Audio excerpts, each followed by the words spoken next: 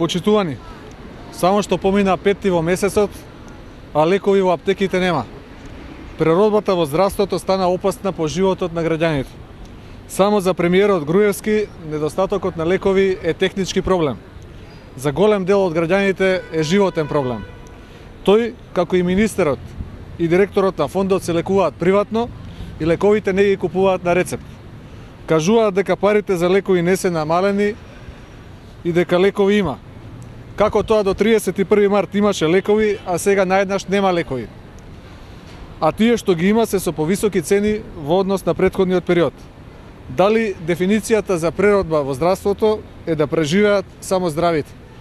Господа од власта, господине Груевски, не ја навредувајте интелигенцијата на целиот народ дека парите за лекови се исти како претходно, бидејќи не е така.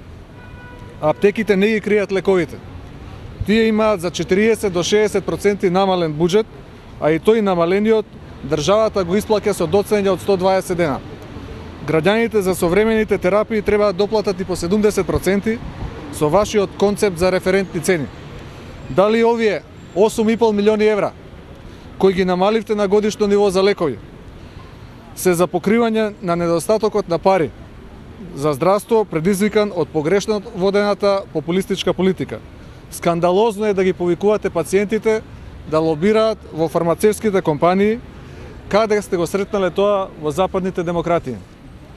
Честно е да излезете и да кажете дека пари за лекови нема, бидејќи ви требаат за споменици. Не ја префрлајте вината на граѓаните кои наводно правеле резерви, на аптеките кои наводно ги криеле лековите, на Социјалдемократскиот сојуз кој според вас, како и за се останато, е виновен и за ова, со самиот факт што зборува за вистинските проблеми на луѓето.